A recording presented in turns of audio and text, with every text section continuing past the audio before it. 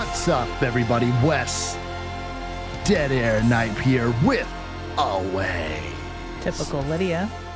Today's show, we're going to be doing the 1992 Stephen King classic, Sleepwalkers. Well, what other sound could you make, quite honestly? I honestly was thinking about shouting Pika Baby into the microphone at the top of my lungs or Cop Shabab, but I thought that perhaps that might be inappropriate. Welcome to Stephen Kingapalooza.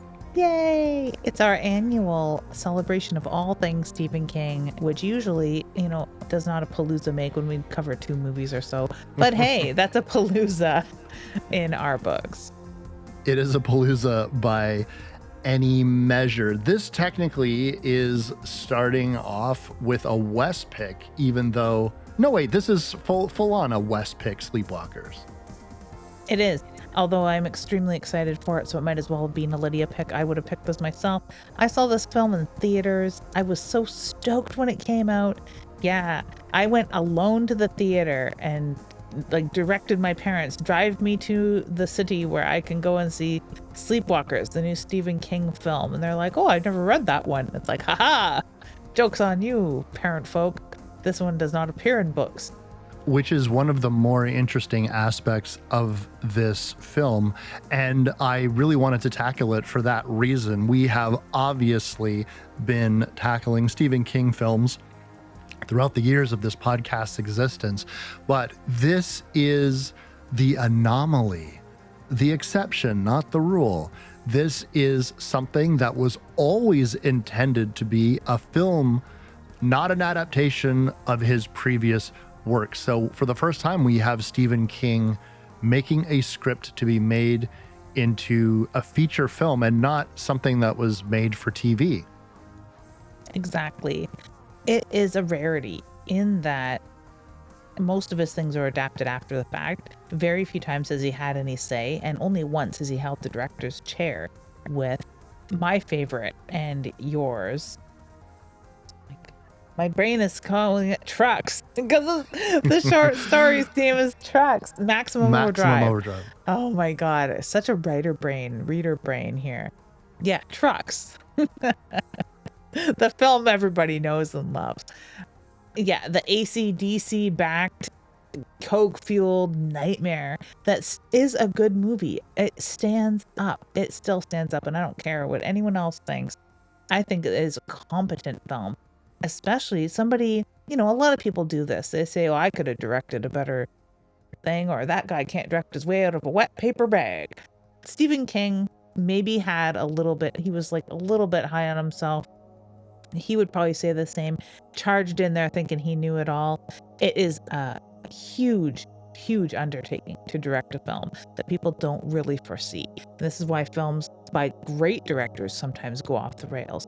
But he can indeed direct his way out of a wet paper bag. I wish he would have gone on to direct a few more because I thought he was fine.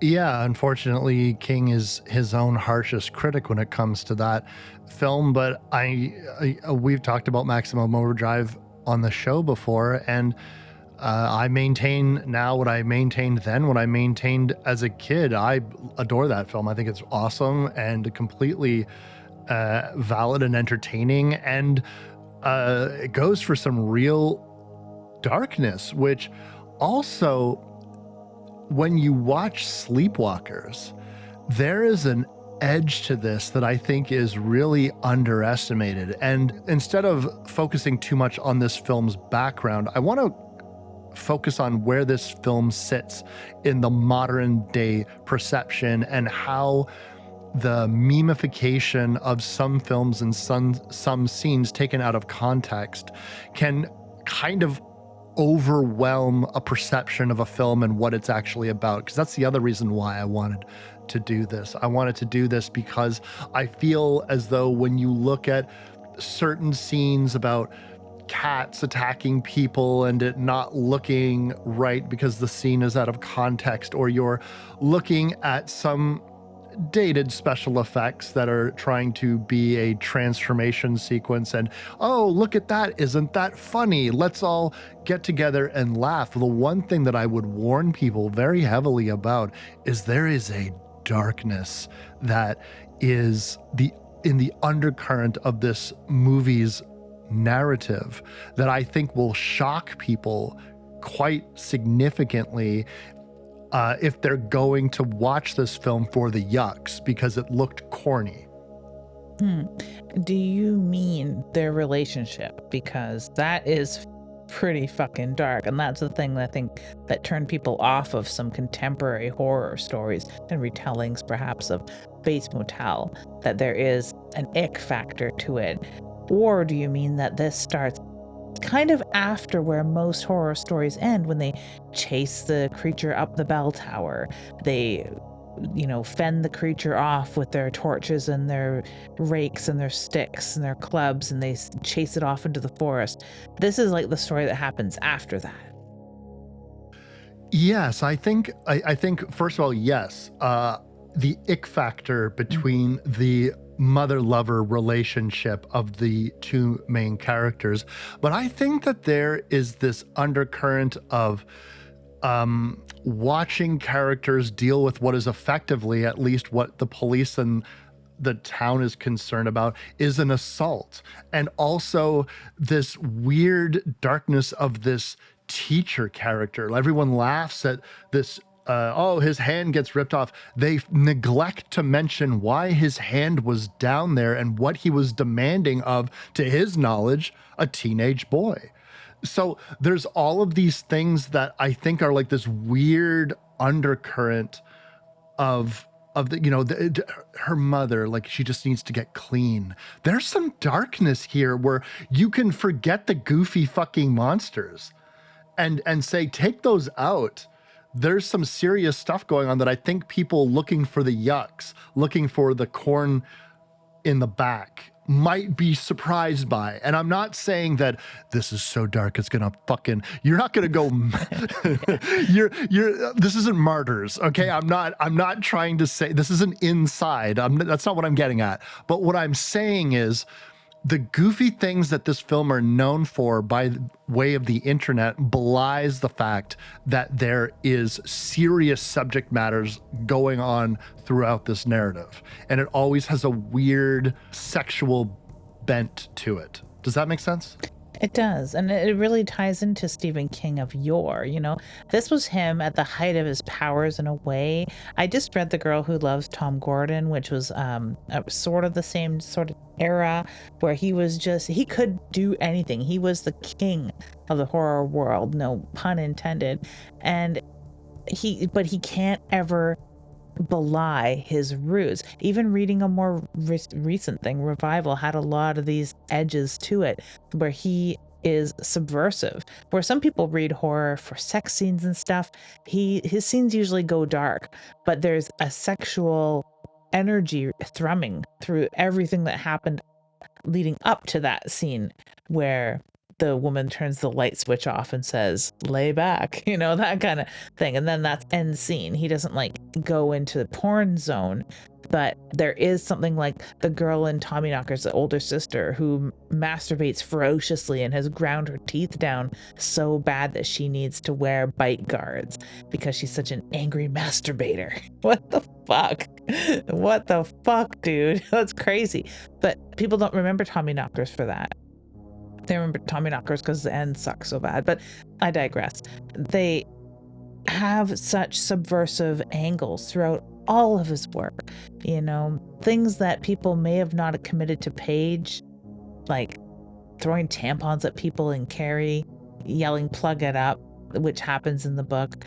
That sort of scene isn't something someone could have conceived, and it's quite dark. The way the mother treats Carrie, like going right back to the fount of it all, to Carrie, there were some things in there that were just so dark, and that's what we loved about it. The darkness gets sort of buffered by the camp, or buffered by the long celebrity list of cameos that I tend to sometimes forget about, because I'm focused on these are new monsters too, and that gets lost too. This is something completely new and different, and it gets really lost. And then it might get lost because people get hung up on the mother-son relationship and not really what the dynamics of all that is, and are there really truly mothers and sons within their lifestyle. Well said. And I think you're absolutely right. Like that, it's that buffering with the camp that makes things easier to swallow. And I'm interested to get your take on, as we go through scenes by scenes, coming from a writer and coming from more of a Stephen King aficionado than I am, because I've read some Stephen King, but not a lot. So I'm really most familiar with his work via the movies. Your comment about these being a new monster is something that I never fucking think about. I never think about the fact that he created a new mythic being that fits inside his world, because he name drops Castle Rock in the movie.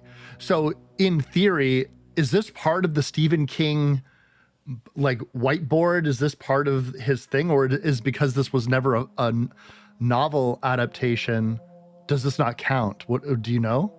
I would say that it counts really tangentially in that sidebar of things that take place near Castle Rock or down the road from Jerusalem's Lot, or mention the gas station at the beginning of The Stand, or mention the insane asylum. So it's not multiverse material, but it is tangential. He makes that one little link. There might be other ones hidden in here that I'm not aware of. Some of his things have taken place in the West Coast, but very few of them, and this starts there and then moves sort of like central. But they mention Castle Rock, which is not near Indiana. So I don't know, it's kind of weird. Unless it's I don't think it would be on the border. I don't know what Indiana borders. Arkansas. I'm not sure myself. The weirdest thing is the opening of this film where you see palm trees. That was something that when you watch that film, you say, well, hang on a second here. Where's my sleepy town in Maine where I'm looking at palm trees? That's the wrong ocean, Stephen. That's what I really liked about You Like It Darker, his collection that came out not long ago. It takes place primarily in Florida, and it's like, whoa, this is not Stephen King land, but he makes it Stephen King land, which is great. This, thank God, we don't spend too much time there. We go back to those little tiny towns very quickly that are like half museum and just old cinemas and dusty dirt roads, yeah. We get back to Stephen King territory, but you're right. It does throw you for a loop. In the theater as a youth, I held firm that this would end up where I wanted it to. And before too long, we're listening to 50s rock and everything's well and right in the world. We are going to, oh, wait. Lydia, I forgot. What is this movie even about anyways? I almost went right into the fucking story. Oh, that's fine, because this is about, like I said, new creatures. This is a point where I think people said, oh, you only write books, you don't know much about the movie world, or you only write about like crazy people, you don't write about actual monsters. And he said, hold my beer, and he dropped it and there was no one there to catch it. It smashed on the floor and he just shrugged. This movie is about these nomadic, shape-shifting, kind of vampiric, werewolfish cat creatures who are oddly allergic to cats in the most horrific way. Yeah, anytime that you get a cat scratch and you get that weird little burning sensation, well, imagine that, but to the 10th degree. They're energy vampires. They pull out your life force. It's a lot like the space vampires from Tobe Hooper's film Life Force, although not nearly as naked, although naked sometimes. It's a lot like the cats that people fear, that they steal your breath at night. I think that was part of the angle too, and he's worked that into other stories as well. Yeah, it's very interesting. No, we like obviously like people who transform into cats and wear cats and that type of stuff. We've had Werepanther and Cat People, and then the remake of Cat People, both two. I love the Val Lewton film. I love the remake from the 1980s. I adore that film. But this time when we are introduced to this scene, this is horrific. If you let me just put a disclaimer. If you're a cat lover, just full disclosure, obviously no cats were really hurt while making this film. It's a fucking like big production movie. However, if even the thought of cats getting hurt ain't your cup of tea, sit this one out, because they start right from the get-go. We have a fucking hanging murals of eviscerated felines in this house. And could you imagine something so strange as being the police officers, one of whom is Mark Hamill, but coming into this place of all of these cats eviscerated, hung from a tree like ornaments, right? Like this is the Texas Chainsaw House, but somehow more upsetting. And then you walk into this place and you find a mummified body of a child. It's pretty mental. And I do like the inclusion of Mark Hamill here. Before recording, we were musing as to why he walked into this particular role. And I swear to God, from all the horror documentary that we have consumed in our lifetimes, we must have heard the why and wherefore of this. I know in the backs, little nooks and crannies of our brains, we know why Mark Hamill was there, and it's just got to be that he wanted to be. It was a bucket list role or something, or he happened to be in the area, because he is so perfect in this role, and he looks reasonably sicked out by these cats. And no matter how much of a horror fan or how cold you are or how you don't regard cat life, it's a extraordinary amount of dead cats, and it's a really sad little scene. I like it. I like the introduction. I like that we leave here soon enough, but it sets up, like I was saying, what happens after you chase the monster up the tower. This is that moment. This is starting as close to the end of the story as possible.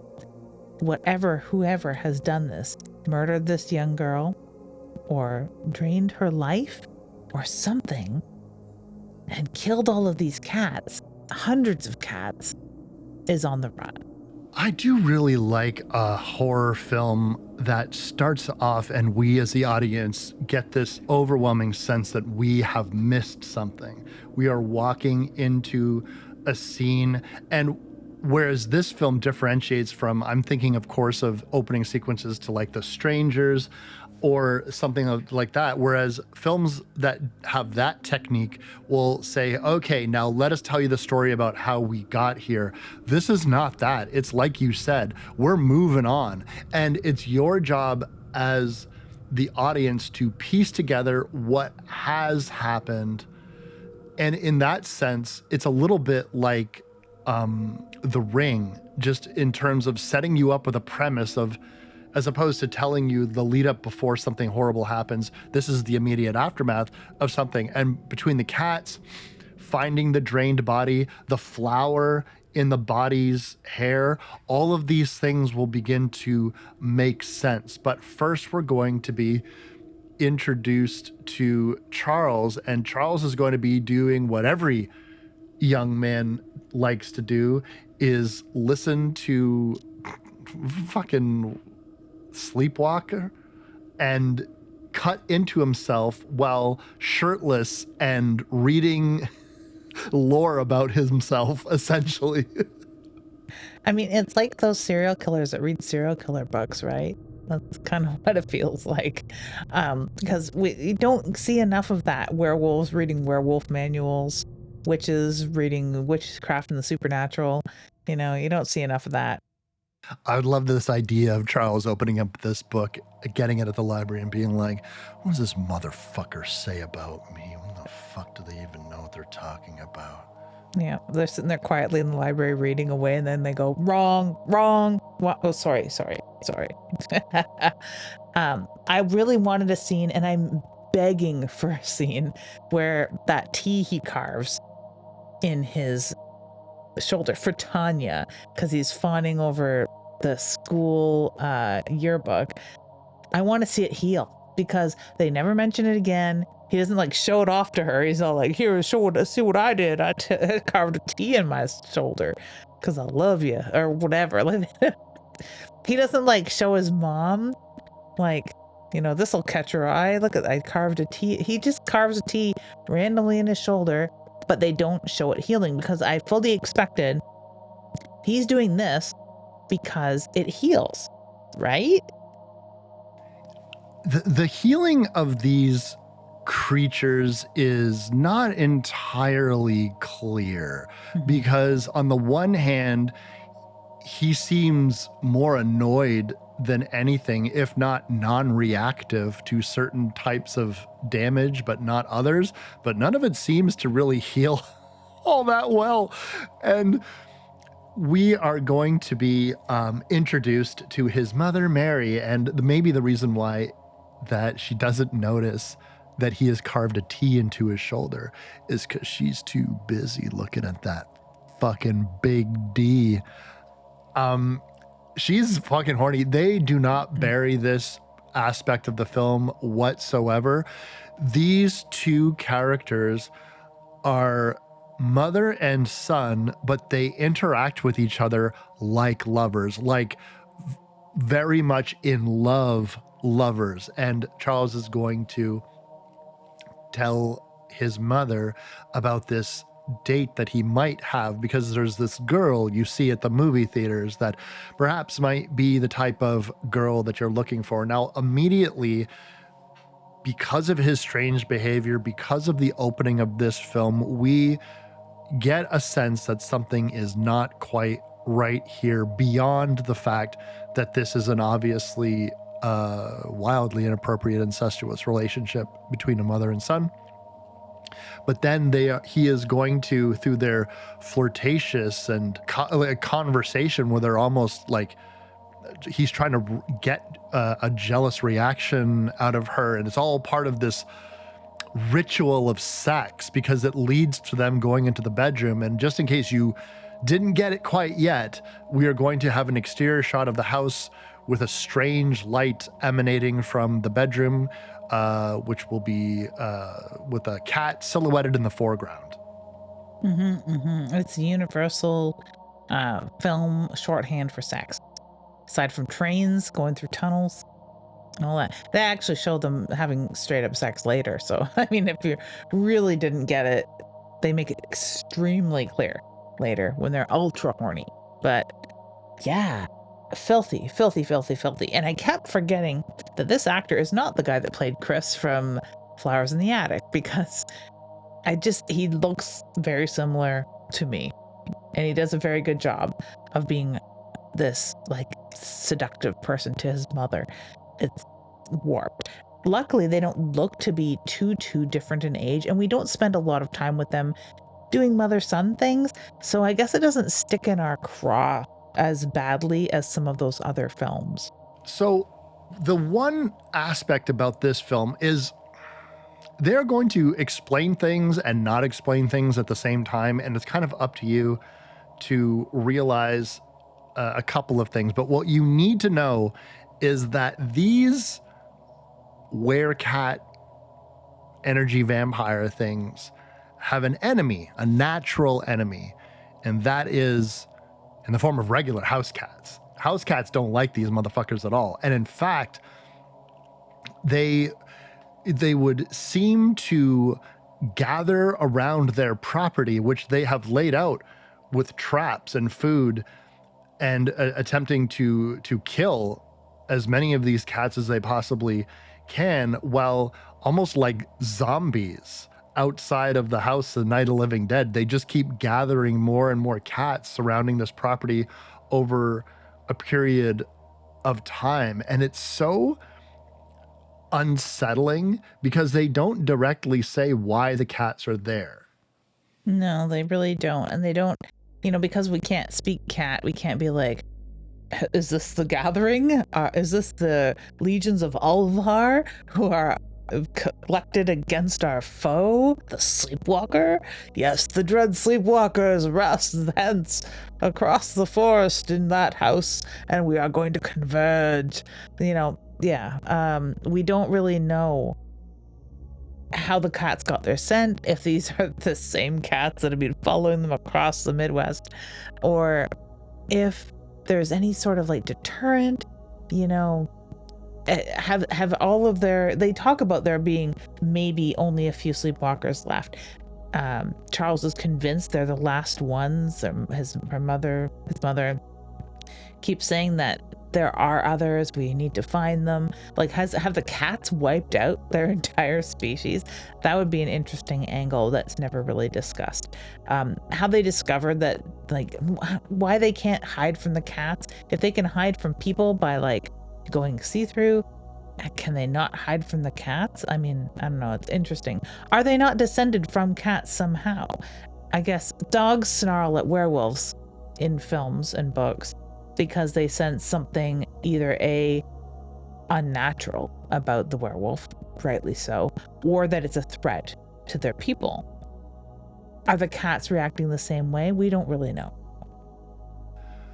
It would almost be something as if the cats could see through their illusions, either through their superior vision or their scent or whatnot, or that this could be sensed as in some kind of infectious other, like because they do effectively want to kill any of these beings that they see. Cats are not like the most, like, are independent in a sense. Like, cats do exist in colonies and there are pair bondings and there's all kinds of ways that cats love to interact with each other.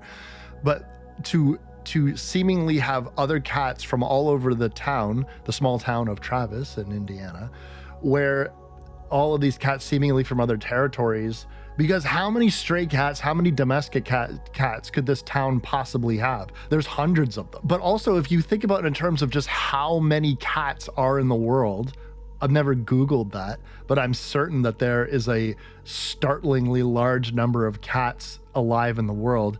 These creatures, if these cats were determined to attack them at every scene, you would just be completely outnumbered. There's no way that you could be anywhere where cats congregate, which is everywhere where there's people. So maybe you could avoid cats if you lived in the fucking Himalayas, but there's mountain cats. That's what I'm saying. It's like, is it just domestic cats? Because maybe you went to if you go to the African savannah, then you're really fucked. Like, are lions and tigers and stuff gonna come after you? I'd like to think so. Maybe they're closer to those though, and maybe they don't have that same sort of reaction because the larger cats have a little bit more of a solitary lifestyle compared to domestic cats, where when our domestic cats go wild, they create huge colonies, where the colonies of wild cats in nature are a lot smaller than what we have going on in some of the fallow areas where wild cats exist. And there are I think there are a lot more wild cats than we see, because we hear about places like when all the cats were gone from like the Parliament buildings because it was overtaken by raccoons for the most part, and the last cat that was at the cat sanctuary behind our Parliament buildings is gone now. But at its height, the reason why they instigated the cat sanctuary was because of the rank amount of homeless cats that took over downtown. So we don't I don't know, we're just blind to the amount of cats, and they usually do hide during the day, so we don't really see them, right? Because they're nocturnal. So I can get behind the amount of cats. I don't know why they hang out where cats are, though. Well, I can tell you where Charles is. Charles is anywhere that Tanya wants to be. You see, they are classmates, and Charles has taken a fancy for her because of one interesting factor, right? Tanya is the perfect person for them to feed on. So he must seduce her, and he's got generic good looks, let's say. He's a strapping young blonde boy, looks like a Ken doll. And so he is going to visit Tanya. Now he goes to where she works at the movie theater, where Tanya has an extended dance sequence to the song Do You Love Me? I'm not saying that this scene is cringy, but what I am going to say is it is very distracting, just the dancing, and I don't know what they're trying to establish. Are they trying to give me a sense of character of Tanya, but I don't understand what that is supposed to be, that she listens to very old and outdated music, or even by 1992 standards? Or is it that she's super bad at cleaning up at her job? Because listen, I love to listen to music while I'm at work, but she's not working. She's just dancing. Yeah, that carpet cleaner thingamajig that they use on short pile carpets and theaters, they're really good for picking up popcorn. I think that one is broken because it's not working at all, even with her dancing, because she is moving it a little, but it's not picking anything up. I think they're just trying to instill that she's a fairly proper teenage girl that likes to have fun in the most 50s way, because there's parts of Stephen King's brain that are frozen in the time that he grew up, right, in the mid 50s. So she's kind of emulating those frozen parts of his brain, where that's what young girls do. They have young girl jobs like working at theaters, which isn't totally strange. Amy worked at a theater when she was a teenager. She probably spent time with one of those short pile carpet cleaners, a little whisper vac or whatever you call them, and dancing around to weird 50s music. Maybe she even had a moment that emulated this exactly, but it seems out of place because it's supposed to be modern, right? These are supposed to be like 90s teenagers. They should be listening to 90s music. Even if you couldn't get a song that was contemporary at the time because it would have been too expensive, could you not have just gotten some generic guitar, like when you're watching a movie with the subtitles on and it's like rock music playing and you know that that's not a real song, it's just some kind of random guitar riff that they paid money for. Oh, like the song that he listens to in his car when he's driving away from his teacher, and it says, I'm a monster, over and over. It's just, I'm a monster. That's the song, I'm a monster. I mean, I'd like to see how close that this came out to something like Dirty Dancing, which really popularized a lot of that 50s dancing bullcrap. And the soundtrack to Dirty Dancing did a huge traction. It was played. I heard that. I owned that. My mother owned it. My mom's friends owned it. My friends' mothers owned it. My friends listened to this sort of music and danced to this kind of 50s doo-wop stuff because it was the modern version of something like Saturday Night Fever.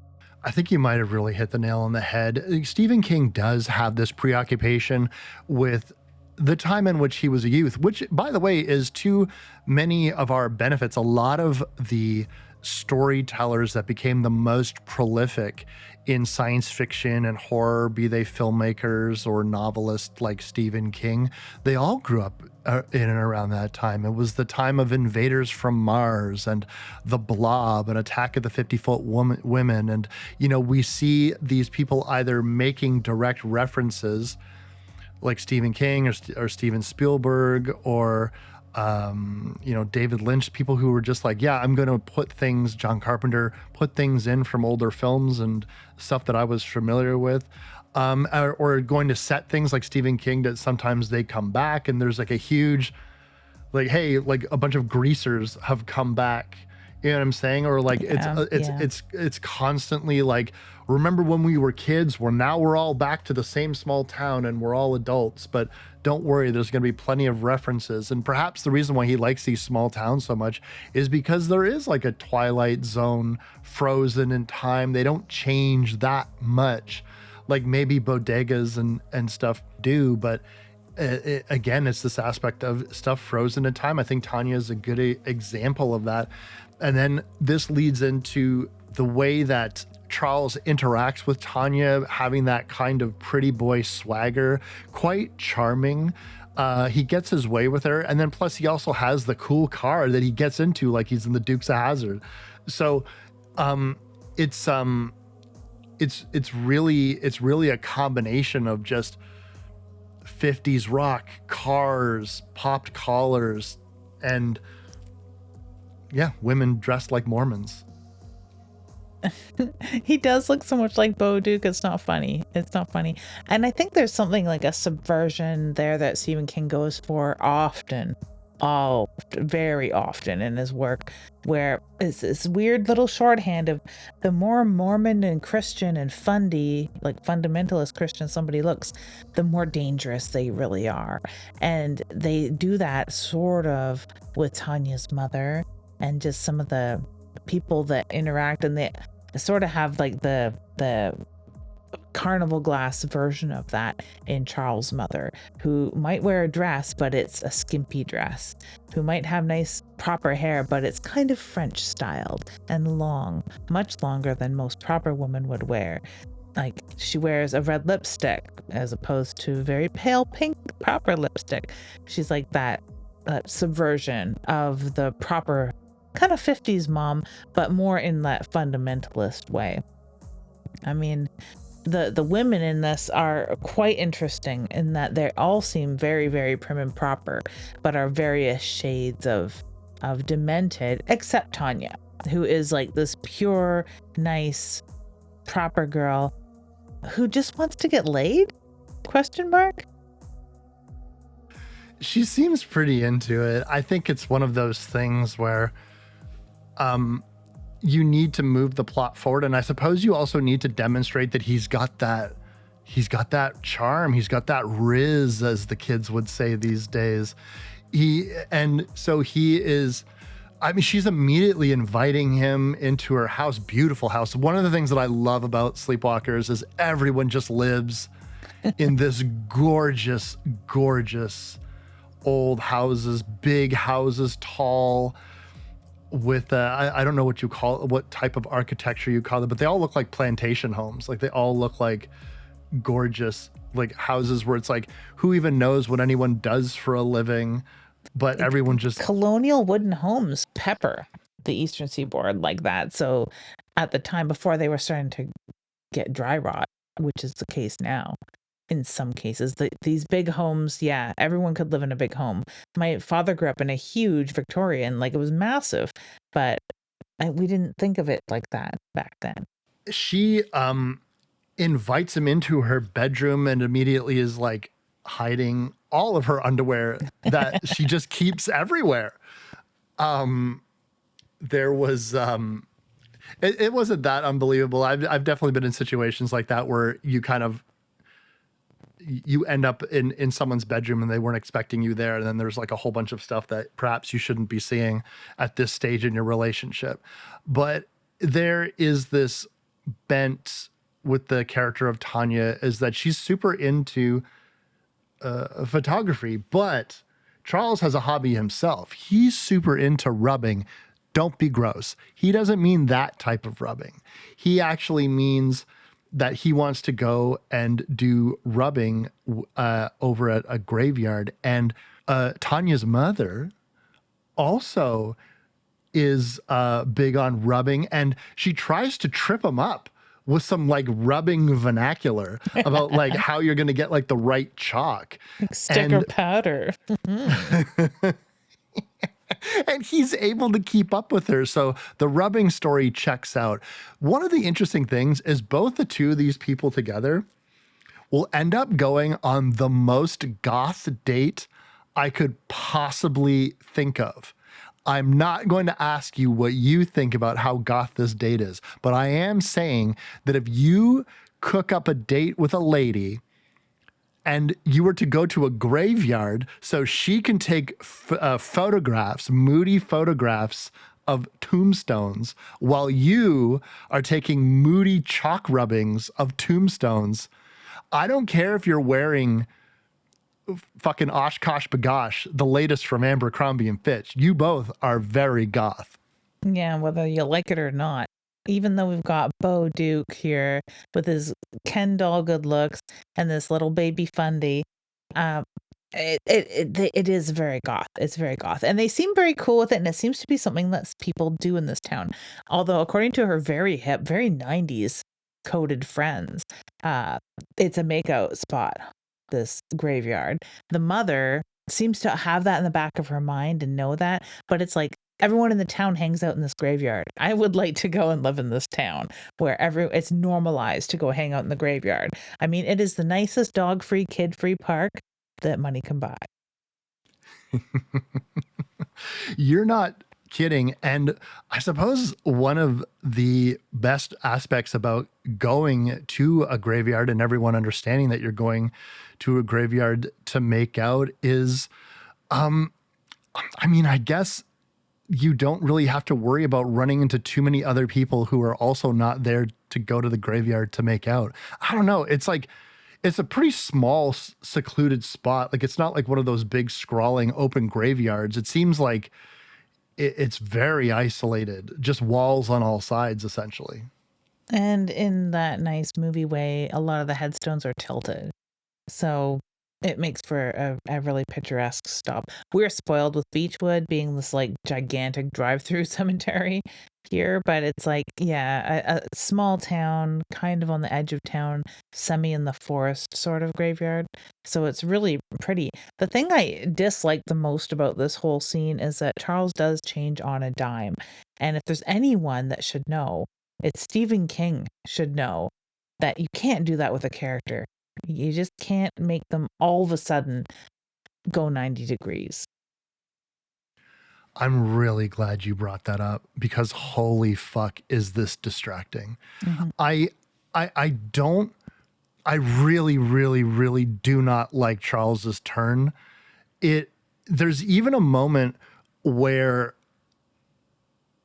Tanya is super into him. Like, he has this girl on lock, and if he could just keep calm and maintain his pace, he will accomplish what he needs to accomplish. There doesn't need to be anything sexual going on. Now, we should preface that before this sequence, there has been a lot of starts and stops with what Charles is attempting to do in terms of getting alone with Tanya. And his mother is growing increasingly impatient, moody. She's very short with him. She says it's because she's starving.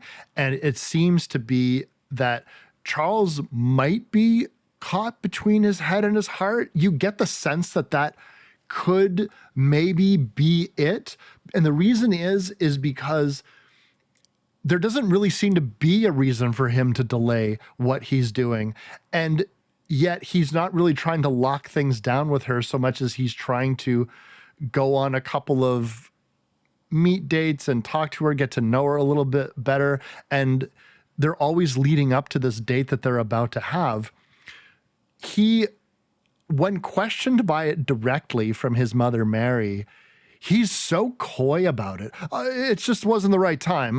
And the way that he delivers that dialogue, I just got the sense that maybe he didn't want to do it, understands that he has to do it, but maybe Tanya is special because of her. I mean, like, in everyone's defense, she is very sweet. And to have this person who's just so into you and just happy to be around you and seems very uncomplicated in their feelings towards you and very upfront with the fact that she has met a cute boy. They have a writing class together and she wants to pursue him in a romantic relationship, and they're beginning the burgeonings of a young relationship. I could see getting distracted by that enthusiasm and keeping your eye off the ball. And then you almost get this sense, oh, but then he goes back to his mother and she's almost like Lady Macbeth or the Wicked Witch or whatever. She's, oh, well, I'm starving and you need to kill that girl and blah, blah. And then you think to yourself, oh, maybe she's forcing him to do this. Fuck no. Fuck no. He is fucking evil. And he just all of a sudden he's like, I'm evil now. I'm a bad guy. And it's great because we get the good thing of this is that we get some really interesting range, and the only person that softens this blow is Madchen Amick. She is such a great actress, and she has that range to cope with this 90-degree turn where, I'm not going to fault the actors at all. This is definitely the writing. He goes from, I'm just goofing around, y'all, to I'm going to suck your soul right here and right now. And it's like, how is this not going to kill her? How are you going to get her back to your mom? And everyone knows you're here. Everybody in the whole town and her mom know that you are here right now. So if she doesn't make it out of here alive, or if she's a dried husk when you're done, everyone is going to know. But she behaves like obviously freaked out, horrified, angry, fights back, does all of the things that you would expect to do. And it's very close to like a realistic response for a very unrealistic behavior. Because he really does, go from I'm just goofing around to I'm evil now. It doesn't work. It does not work. And I guess this is part of the yucks that people are after, is to see this guy turn into a rapey, soul-sucking monster. That's cracking one-liners like he's Freddy Krueger. And I wanted to talk to you about this. I've been very preoccupied with the Krugerification of slasher characters that were coming out after 1984. This film came out in 1992. And you have to understand, dear listeners, as I'm sure you do, that this stuff doesn't happen in a bottle, right? There are influences and trends that people with a lot of money who make films, who get Stephen King to write things, to make things marketable. And we've seen examples of people try to follow in the footsteps of Freddy Krueger and what Wes Craven did. Wes Craven tried to do it himself again in Shocker. We've done two House films on this podcast before, and in both instances, Sean Cunningham was very open about the fact that they were trying to yuckify. So they were trying to get new slashers in that told jokes, that had one-liners, that were supernatural. And then we have more films that change into more jokey versions of those characters. Pinhead, look at the first two Hellraiser films. Now look at Hellraiser 3 and forward. He basically just, Pinhead becomes the focus when that wasn't the case before. All of the Cenobites used to have mostly equal screen time. And now all of a sudden, Pinhead is joking. He's throwing out one-liners. He's doing all this kind of stuff. Again, we were into the realm of more talkative characters. And there's this sneaking suspicion while I watch Sleepwalkers and I look at Charles's turn where he's Peekaboo Baby and Cop Shabab, and he just keeps getting injured and more grotesque and just maniacal, to the point in which this doesn't even make any conceivable sense. He wasn't acting like this privately, publicly, in any way, shape, or form. And it also makes him look super fucking bad at this. Like, how are you such a fucking train wreck at being a nomadic life force sucking vampire cat man, and yet you're getting dummied by this teenage girl? You have no chance. She fucks you up. The fact that they're on the run is all his fault, I swear, because he engages with a cop. We need to talk about the cop in Clovis, but this cop is trying to get him to pull over because he's speeding, because he's a badass or whatever. And what does he do? Show him his monster face. Maybe it's accidental. I doubt it, though. I think that he just was like, "Ah, I'm going to scare this cop away," knowing full well at this age that he's at, and the fact that they've been on the run over and over and over again and don't seem tired of it, though, that he knows that this is going to keep this cop on his ass. This isn't going to scare the cop away. This isn't going to solve his problem. What would solve his problem is pulling over gently to the side and apologizing and hoping to get out of it with only a ticket. That's how you handle that when you are committing other crimes like murder or you're a supernatural creature. I mean, not that that's a crime. For all our supernatural creature listeners out there, I see you and I understand you. But no, honestly, with the teacher that is accosting him and threatening him and trying to blackmail him, what does he do? Show him his monster face and tear him to pieces. Like, he doesn't just try and get out of this with any sort of alacrity or any sort of charm or any sort of wit. He just show people the monster face, and that's how he solves his problems, I guess. So it's not a wonder that he goes from 0 to 11 year 2. Yeah, we did skip over some characters. I do like Mr. Fallows. It's fucking weird. Old Glenn Shaddix. Shout out to one of my favorite characters from Beetlejuice. Yeah, and there's another film where you've got this yuckification of a monstrous character. Very Freddy Krueger one-liners come to real life. Absolutely, you're right about that. I didn't even consider that, but no, you're absolutely right. There is this teacher, his creative writing teacher, who finds out fairly quickly that Charles is not where he says he's from. He gives him the name of a town that doesn't exist. And then he looks over his transcripts and they've all been faked. Clever fakes, but fakes, mind you. And this is him pulling over Charles on the street. And then Charles kind of tries to, he gives him that feral like look in his eye, like, I'm going to go through the motions of trying to get you off my scent, but I'm pretty sure I'm just going to kill you. And then, and instead of asking for why this person is faking who you are, who are you really, then he says, Charles tries to then throw him off the trail by saying, listen, I don't have any money, so if you want money. And then Mr. Fallows basically says, oh, I don't want money from you, and goes to grab his fucking cock. And then Mr. Fallows gets his fucking hand ripped off, and then he's like running in like off the side of the road. And again, they were on a busy street with other cars passing by. Charles like literally rips this guy's hand off in public in the middle of the afternoon, chases him down admittedly into a wooded area. Mr. Fallows like, I'm sorry. It's actually kind of funny that you would just try to apologize for something like that. Sorry, I tried to blackmail you with sex, teenage boy. But and then he gets murdered. And when he brings this to his mother, you do get the sense that this is just what he goes off the rails. They constantly on the run. But I think that she forgives him, one, because of this concept of the undevoted, loving, understanding mother lover, and the fact that this is their whole, I know you want to retch, but I'm going to puke in my mouth a little bit. I know, I'm sorry. I'm not excusing it. I'm saying that for the storyline, I could see that these two characters being their entire world, they don't really care. And she'll obviously, you shouldn't do this, but that's nothing, because we skipped over probably people's favorite thing about this fucking movie, and that's Clovis.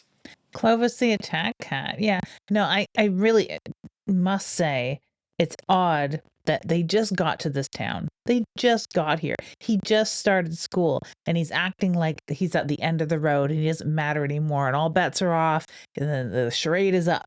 He's going to just show his monster face around because he does it with this teacher and he does it with this cop. And I mean, isn't this the cutest story ever? A cop who has his cat as his partner, I suppose, and he's sitting there at a speed trap, and who drives by but this monster boy in a hot car. But at first, it's almost like he's just gonna sit back and just be like, "Yeah, Clovis, get the bad guy. Let's play with your little jingle toy." It's adorable. He takes his cat everywhere. I mean, it's very convenient for this plot. It's kind of weak writing in a way. Have you ever met a cop with a cat in the car? Never, not even once. Clovis has his own cushion, so that cat is there for the long haul. And the officer, absolutely adores this cat and takes him on all of his missions. Now, he will see this happen because Charles just can't wait to show everyone his cat face. Yeah. Cannot wait. And now, as opposed to just being a no good Nick, and by the way, a super distinctive car, like I can't remember what kind of car it is, but it's like a fucking muscly looking sports Yeah, it's like car.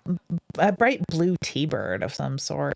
So not only in a small town is that car distinct enough, you could probably find it if you just drive up and down the neighborhoods for 20 minutes. But he's also going to do that transformation scene. This is one of those scenes that's very memeified. And then he's going to bring all of this back to his cop friends, and they're all going to chide him and joke around with him. But it's going to make him think that, oh, there's something to pursue here. There's something weird going on. I saw a person that had no face. That's how he describes it, which is odd. And this is going to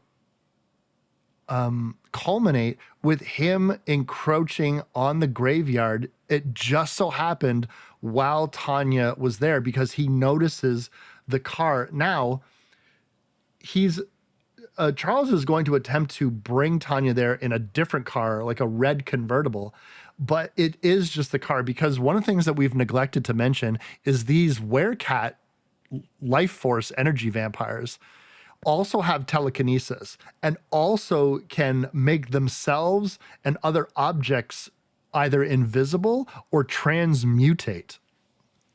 Which I absolutely love. And shameless plug, my first book, Night Face, features like a warlock vampire, not a cat vampire or a cat werewolf by any means, but someone who has more features, let's say, than just plain old blood sucking or monstrous faces that they can show. They, in fact, don't really have monstrous faces very often, but they do have uh, you know, powers, occult, alchemical powers, and a real understanding of like what the world is made of, and they can, you know, remake it, shift it, have telekinesis, have very deep psychometry as well, and that's what these creatures seem to have. So I really, really, really, really like creatures that have different powers, like that aren't just stuck in the vampire taxonomy and have like a whole bunch of different subsets. And it's not that they're different breeds and have different, things ascribed to them like you would in Vampire the Masquerade. It's just these are their natural talents, and I really like that they have power over inanimate objects and can make things dim, as they say, or nearly disappear. But as soon as they're distracted or injured, that power starts to waver. And they do establish that pretty well, even though there's a lot of stuff left to our imaginations or not established properly in this. The boundaries of this telekinesis and this power of illusion, or yeah, being able to transmutate things, inanimate objects, and having power over the very elements is really well done, I think, because it just tells you enough information. We are in the throes of utter violence. Let me tell you about how bad Charles is at being a werecat life force vampire. He gets fucked up so badly, and this could be a harrowing assault, and it's indeed interpreted and shot in the way as if it is a simple assault. But there is the added point of the fact that he is trying to suck her life force out of her. This turn, as we've described before, is wild. And it's almost like, not only does it almost seem like it's a different character entirely, it seems like it's being performed by a different actor. It is so wildly out of context. And I don't know if are we led to believe that in the throes of the attack, he has become feral in some way? Is this a bloodlust of some kind? Or is he simply, was everything else before this a con? We don't know, because they'll never be able to really go back onto this. Tanya will smash him in the face with her canyon. I'm sure that was expensive, that poor camera. Absolutely. I like that the energy with which she fights back, that her character doesn't seem to waver. She's still a fairly prim and proper girl who's Favorite thing in the world is her camera and dancing to 50s oldies or whatever. And she's still a virgin that wants to get it on with the hot boy. Like, she still maintains all of that characteristic, but and fights back in the fashion with which you expect that sort of person to retaliate, and has a very believable reaction to everything in the aftermath as well, where him, it's just bad direction, bad writing, unfortunately. I hate to say Stephen King has bad writing, but there we are. The way that he changed so quickly, you're right, it's like it's a different actor, like a different character entirely, and we feel robbed, or at least I feel robbed, of that arc from him being this caring yet conniving person who we know is gonna kill her or want to kill her eventually, and it's that eventually that is cut from the equation. I'm so curious about some of the chaos that is in this film, because that's how I describe it, really, totally, truly, is chaos. And this scene is chaos. And I'm so wondering if the 86-minute runtime is the culprit. Was something cut that they thought didn't work for the film, that they were getting, it was too long to get to the point? Because I'll tell you this much, it seems as though there are complete scenes missing from this film that would go a long way to establishing characters outside of this inner circle. A lot of the police officers, I feel like I'm supposed to care more about them than I do. But I don't, because it seems like they're going to be in the movies for a lot longer than they are.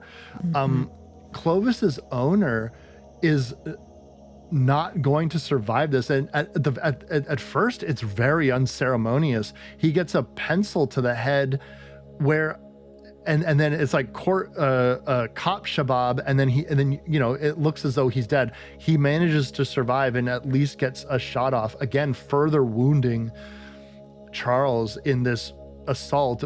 By the way, he's lost an eye. Tanya has used a corkscrew on his eye socket. Great sequence. She's great. I really love the Tanya character. I think she's awesome. And I think that there is scenes later on in the aftermath of this assault that I think are just in a higher than they have any right to be in a movie such as this. I think that she and the scenes with her and her parents are elevating kind of a weak script. So once this police officer gets off one more good shot, he will be killed. And these werecats, they seem fucking impervious to harm. It doesn't seem like anything really hurts them until Clovis jumps into action. And it's hard to film somebody wrestling with a stuffed animal and make it not look fucking ridiculous. I always think about the hardest I've ever laughed is in Curse of the Demon, that old 1950s black magic movie where he fights with this panther, and it's it just is, it's hard. And this was the 1950s, and this is 1992. You can't, like, it's like trying to make people fly. I don't care if it's in a Sam Raimi movie or if it's in a $300 million Marvel movie. You cannot make people not look like they're on strings. It's just people. This is how you make people look like they're hovering in films. And when you're having Charles fight with this cat, Clovis fucks up his face. And again, this further contributes. Dude, I'm convinced that if Tanya was by herself, she would have killed you. I am also convinced that if the cop were by himself and nothing else was distracting him, he would have killed you. And I'm also convinced that Clovis, if he was by himself, he would kill you. You are the worst at this. Why is your mother sending you out to do this? No wonder she's hungry. Yeah, I was like, you're so bad.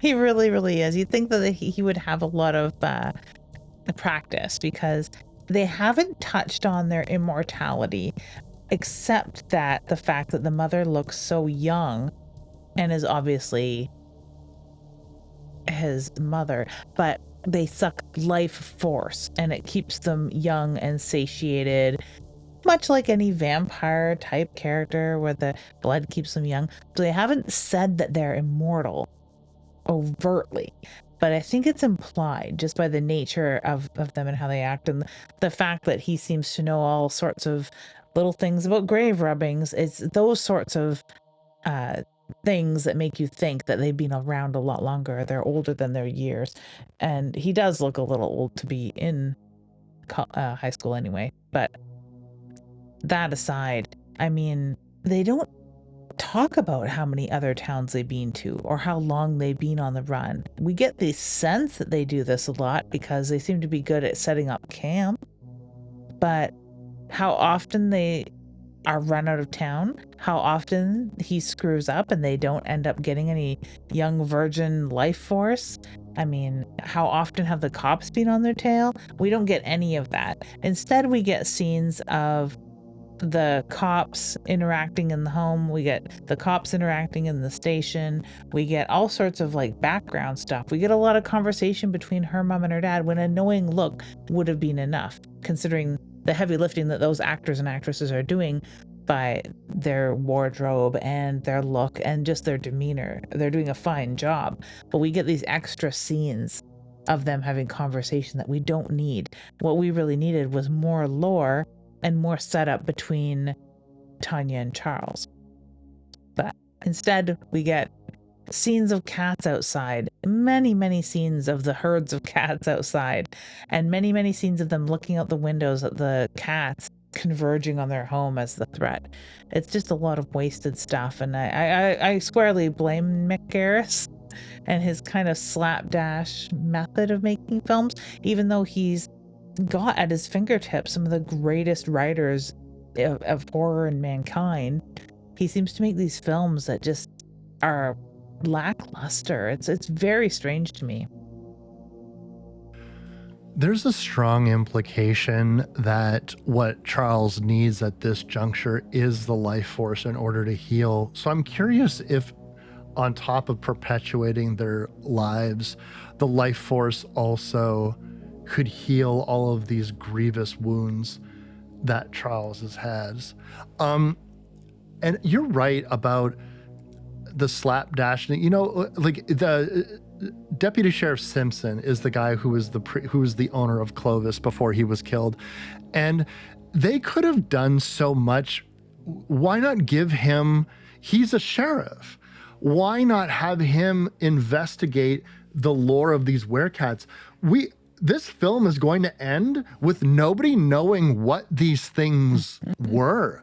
And I'm not saying you need to spell it out, but you could have had a lot of business. Why wasn't Simpson going through microfiche? Why wasn't Simpson checking out books in the library? Why was Charles the one looking at etchings of his own lore when you could have had Simpson discover that? No, what this sheriff does is stumble upon this card, his car quite haphazardly, and that is what leads to the next plot point of all of these officers gathering around. And then you're going to get introduced to even more characters that we are not going to spend any time with. And you think, okay, there's 45 minutes or 40 minutes left in this fucking movie. Now the cops are going to start investigating things. Holy shit, was I wrong?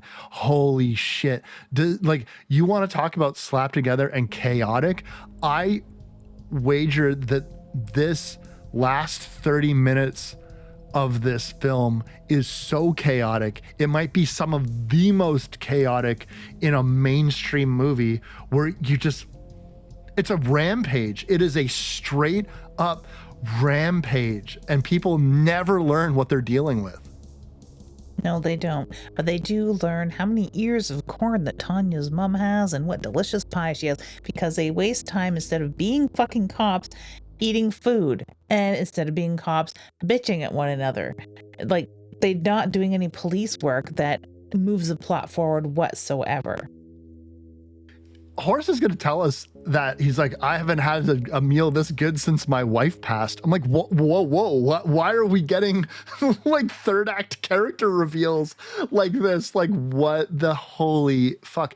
They're going to have forensic photographers like look at the photos that Tanya has taken. We're going to see that we've seen it a few times that when we look to mirrors, their guises, their illusions are broken and we see what they look like. It's kind of hard to describe. They look like the demons from The Gate to me. Like that's what they do. That's what they really look like to me, more so than anything than a cat of any kind. They just look like those things. You know, maybe Charles' behavior is learned. His mother drops her guise almost entirely as well when Tanya's visiting the house, because he looks in a mirror and sees his mom on full-on hairless cat mode, and it's like, whoa, mom, calm down. Maybe she is as much to blame as he is for her own hunger, because she's still hungry, because they still need a virgin, and she's having to waste all of her energy and life force protecting him because the cops are converging on their house. He's wounded on the couch and she's trying to make them dim, as she says, or somewhat invisible as the cops are gonna tear through their home. If it's their home, if they're not squatting, because that's something Chris had pointed out when we were watching it, is like, if they have had to move house so quickly and they're on the run all the time, how do they have all this shit and furniture? There's 3 pairs of opera glasses on the hutch, Wes. Yeah, like who's that third pair of opera glasses even for? I didn't notice that. What happened to the tenants of this house? I mean, you might be very correct, but it's strange because when people say it's like a 66 Wicker or Wicked or whatever the hell they live at, people seem vaguely familiar with the house, and I wonder if they would know if anybody had moved out or not. But it's like, oh, that's where they live. There's an air of recognition about it. We're going to have, the sheriff and all of these people converge on this house. We're also going to get a little bit of Ron Perlman in here in a very early role as a state trooper. Soames, he's a captain. He's like this guy that shows up and he's like this tough, no nonsense. And you think, wow, this is pretty late in the film to introduce a character that is apparently going to take us all the way. Nope. They're going to do it again. And I was like, okay, so you had Officer Simpson as our cop. Why couldn't this be? And I'm sorry, far be it from me to rewrite Stephen King's work, but why couldn't Simpson have been the police officer who also with Clovis, who you can kill him in the third act if you want, but have him be the officer that makes the other officers believe that something is strange going on. Because again, you have all of these police officers learning what they're dealing with, not really, and then they instantly are killed. And you have Soames going through here, and it's great to see Ron Perlman in an early role. You can see how he became such a big actor, because when you have an actor that is going to be a big actor, they will own the scenes that they're in, and they'll be the only person that you can focus on. His voice, his look, his demeanor, it's great. And you think, okay, he's going to be this tough, no nonsense guy that's going to take us all the way to the end of this shit. But again, it's going to be utter chaos and a complete waste of this character. You're going to have, again, more screen time with Tanya's parents. I love the sequences after when Tanya's in the bath and her parents, thinking that her daughter has just been the victim of an assault, has fought her way off, got the guy, but it's still traumatic. And you could see her father like trying to talk to her through the bathroom, and it's sweet. It's well acted. It's too well acted. It is like these sequences, like with the mother and father. And then of course they make it extra crazy because Mary is coming. Her son is so fucked up. He is out of the picture. He is on his deathbed, and this is not about eating because she's hungry. She needs why Tanya specifically, but Tanya's life force at the very least. Maybe there's no other virgins in town. Yeah, she's a very horny town. She lives in a very horny town. Yeah. The last virgin for miles. Well, in any case, she is going to hell is coming to the Robinson household in the form of Mary, who can be invisible and who doesn't really need to, because she's going to get to the front door with flowers and she's going to bash in Tanya's father's head. and then kill the police officer with a cob of corn, and we're back to like Goonie action sequences. We did waste a lot of time in this film too, unfortunately. We had some really cool cameo scenes.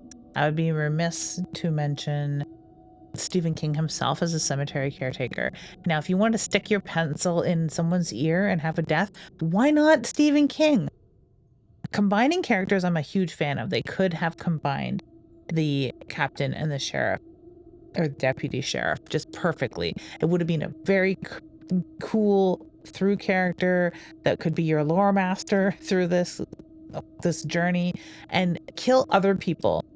Kill off John Landis as a lab technician. Kill off Joe Dante. Although that would be sad. I would be pretty sad about that. You need, especially because it's such an homage to werewolf films while being a completely new creature, right? Clive Barker shows up for a second. Why not kill him chop his hand off or something? Toby Hooper for a moment. Like, why not kill these people? We didn't kill Mark Hamill at the beginning. I just went down the list that I can see on Wikipedia because I could remember all of these cameos, but the fact that they're only there for a blip, it's just kind of nonsensical because it takes time away from a story that needs more time to build it. The only character that seems to have a proper amount of time spent on them is Tanya. They could have just gathered up any virgin. You know what? Most 11-year-old girls, sounds so dark, they're virgins, right? Just go fucking eat one of those. There's got to be people younger than Tanya in this town. Why not just go grab one? You guys don't give a shit anymore. You can go and home invade anywhere, right? Like, go to a theater that's showing the latest teen heartthrob movie. There will be young people there. Does it have to be girls? Like, they don't answer those questions at all, but we know that Tanya needs some time to get clean in the bathtub. I do like that scene though, so I'm so like it's hard for me to not want to. And if you have all of those cameos like Dante and Landis, and why didn't you just kill them all? Why didn't you have Mary show up and do like a hilarious gag death for all of them? I'm sure they'd be into it. But all of these cameos and the way that this film is put together, it does just seem like a bunch of buddies making a movie, doesn't it? Doesn't it just seem like, come on down, like it's the 90s now. Like let's just go and all be in a Stephen King movie together. But that's not what's going to happen. Captain Soames is going to get fucked up immediately. I feel bad for Tanya's mother getting absolutely dummied through a window. But then Soames comes up to her, and the deputy that's in the house has the worst aim of anyone ever. He fucking shoots at Mary for all 6 of his rounds, completely misses each and every time. Soames, like, put that girl down. Like, I was like, you were a no nonsense, tough talking, kicking doors down, and you won't even pull your gun on this woman with like bodies all over the place? I don't understand. And then we're going to get like full on car explosions because she's going to take the gun and shoot police cars, which apparently are all filled with like TNT, and they're instantly just going to explode. And then you have like police officers like running on fire, and you're like, holy fucking shit. Like, holy fucking shit. As if this movie has gone to this place. I cannot emphasize to the listeners enough how many police officers are murdered in this short amount of time. Mm-hmm. It is chaos, and it reminds me quite a bit of Needful Things, where the town just sort of goes berserk, and it is just insane chaos. And it feels late coming though, because we've had so many idyllic, quiet scenes leading up to it. Even panning out to see how many cats are surrounding the house, is a waste of film in a way. But, it is these incongruent moods, unfortunately, to come to the conclusion that you'd want. This is how they get run out of town. They don't get run out of town because someone caught them speeding and they have to move house. If they were sneaky, they would do that. But like, we want to see everything come crashing down around them, right? And this is what we get in a very quick succession. There is something about Tanya Lydia that all of us are neglecting, and that is she is a young lady with whom you do not fuck with. Not only is her patented move, nail scratch, super effective, because no one can seem to get the drop on Mary, and you would get the sense, well, she's an older version of these creatures. She's been around longer. I accept that she is more powerful because of this, or she's just better, right? Like, because I feel as though anyone could kick Charles's ass, and they do, but none of these officers can do anything to Mary. She just makes short work of all of them. And even when she doesn't kill them right away, they're basically just ragdolled out of the scene until they can come back and lamely try to attack her again and fail ultimately. Mary does manage to wound her, but it is all for naught because she is eventually dragged back to the house where they encounter Charles. Charles looking like a moldy baked potato.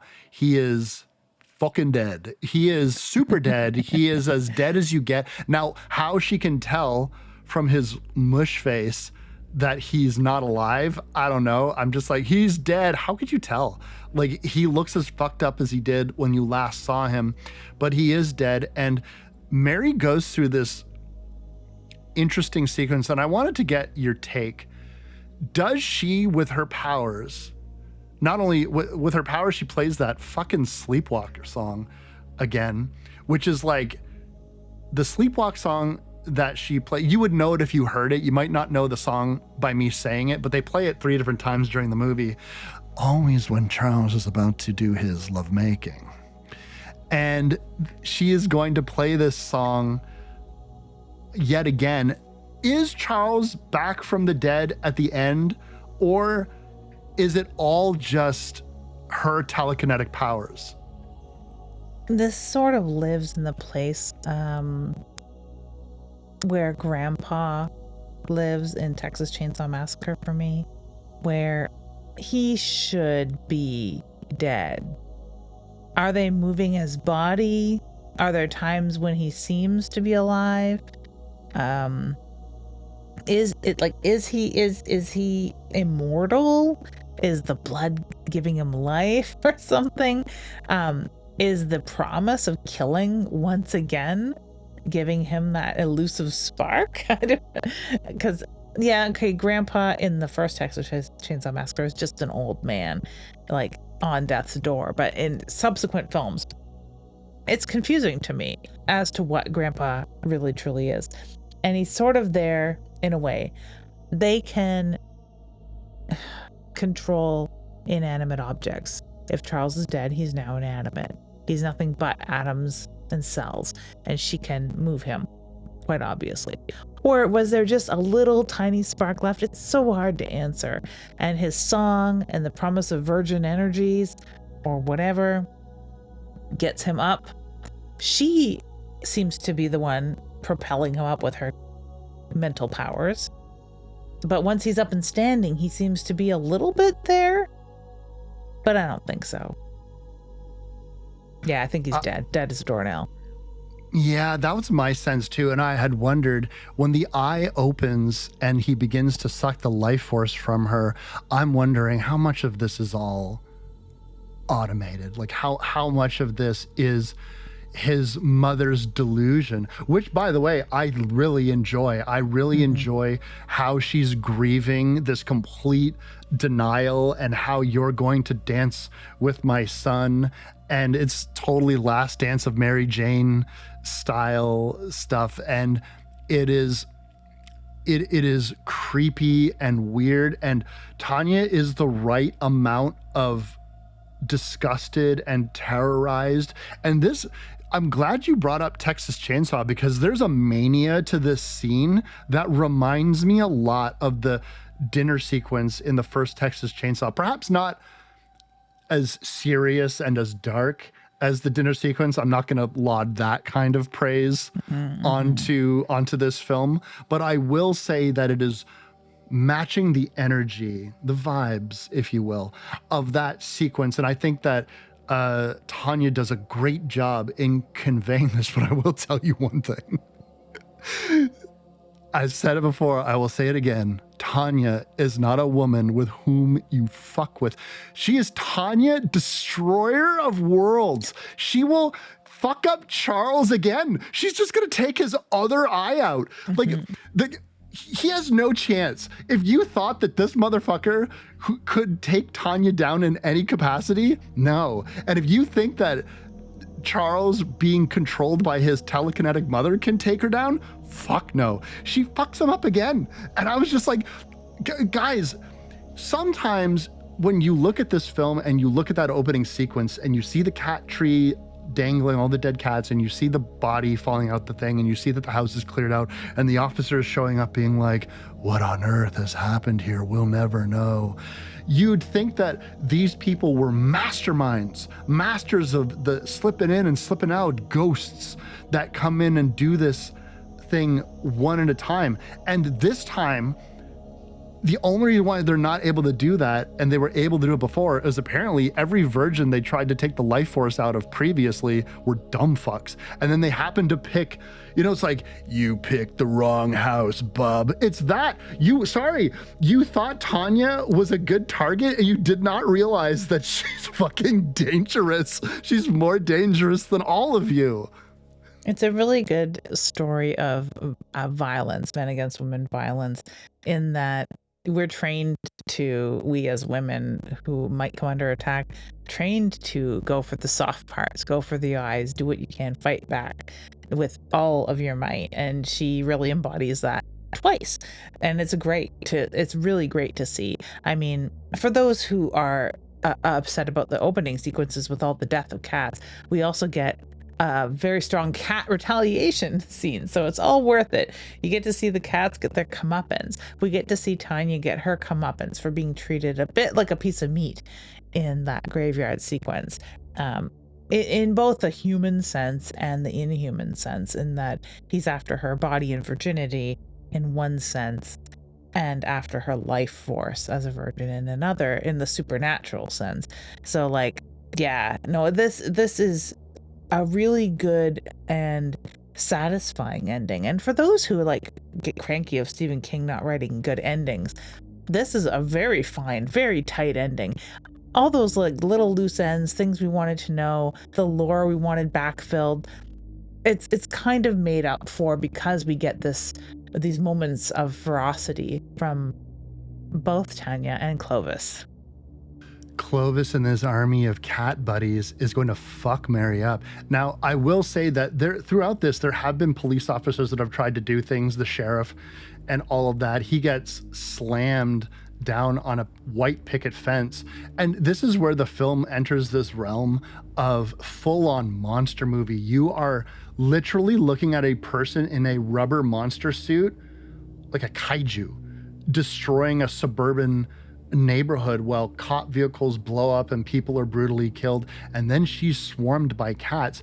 And the reaction to being slashed by the cats is so extreme that she bursts into flames.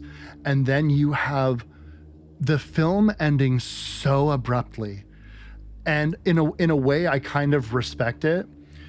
But it's Clovis, now bloodied and victorious, sitting there, and her cradling it, saying, it's just you and me, Clovis, now. Like Tanya, huddled in the car by herself. I will point out her parents weren't killed, so hurt for sure. But his dad did just get a vase smashed on his head, and his mother got thrown through a window. But they're alive, and so it's not just you and Clovis. But it's nice that you're going to adopt Clovis, perhaps.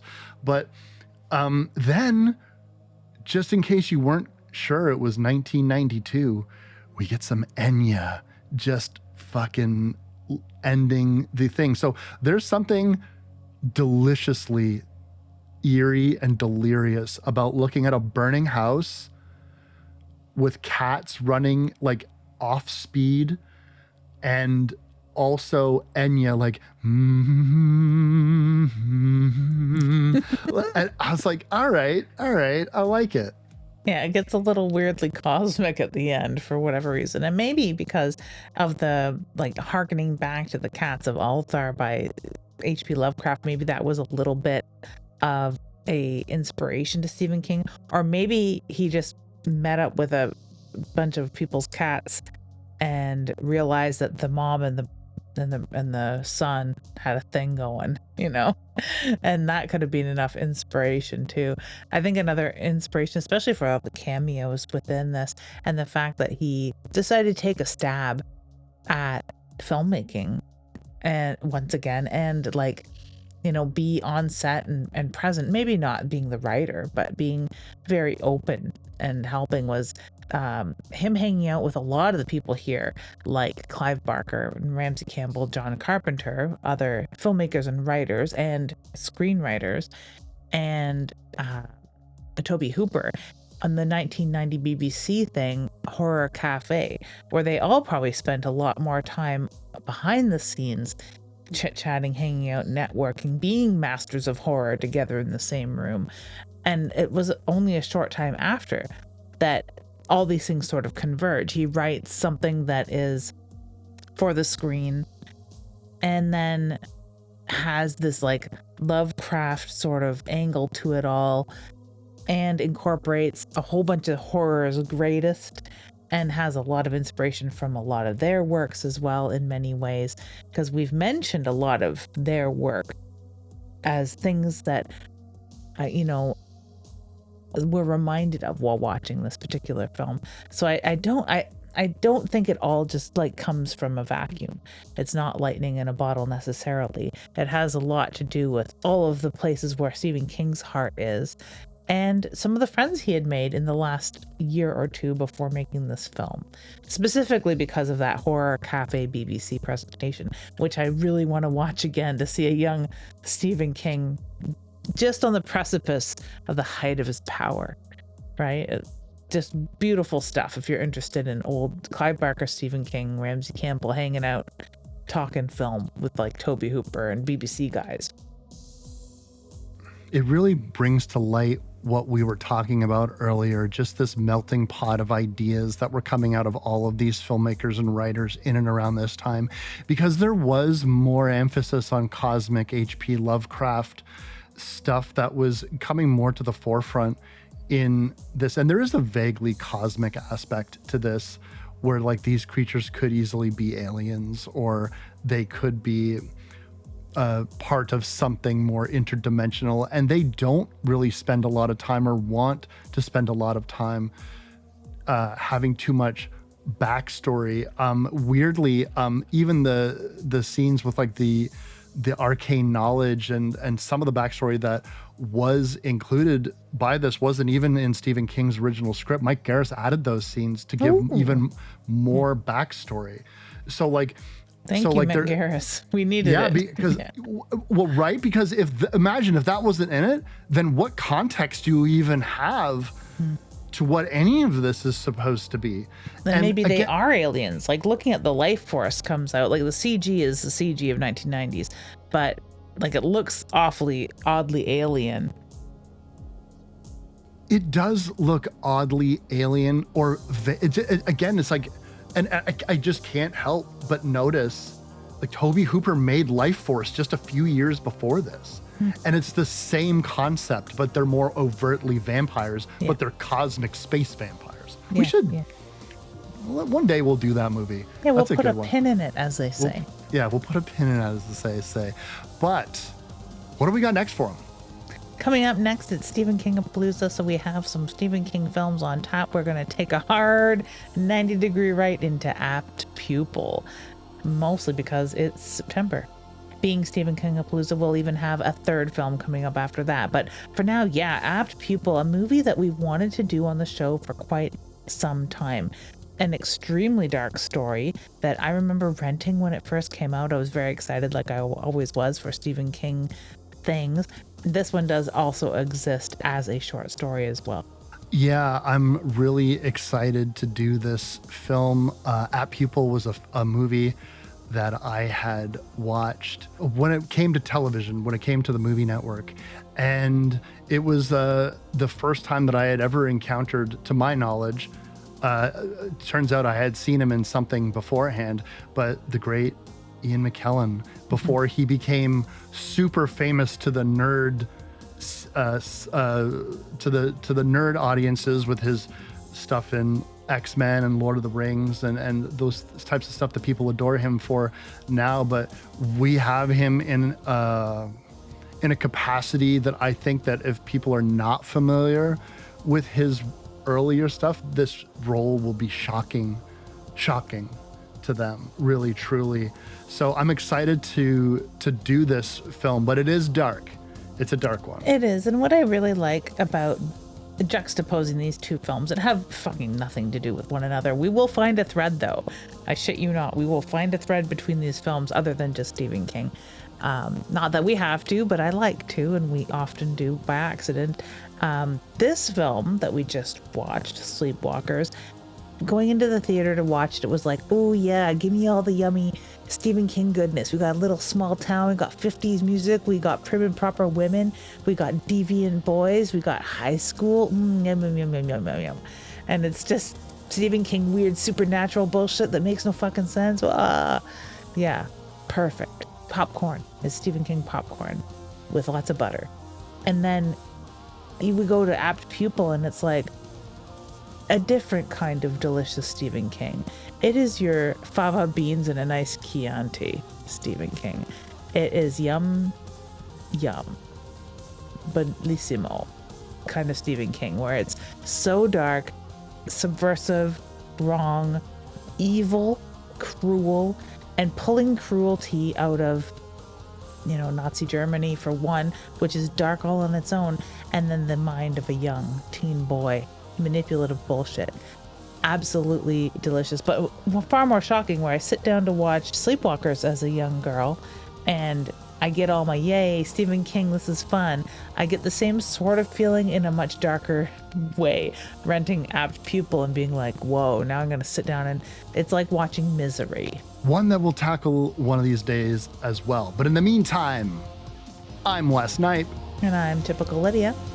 And you've been listening to Dead Air. If you like this show, you can find more episodes and other content on splatterpictures.net, Spotify, or wherever you download podcasts.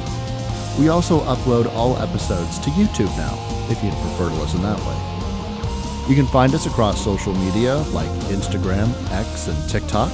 And the show is edited by Lydia Peever and hosted by Lydia Peever and me, Wes Knipe. We'll see you next time.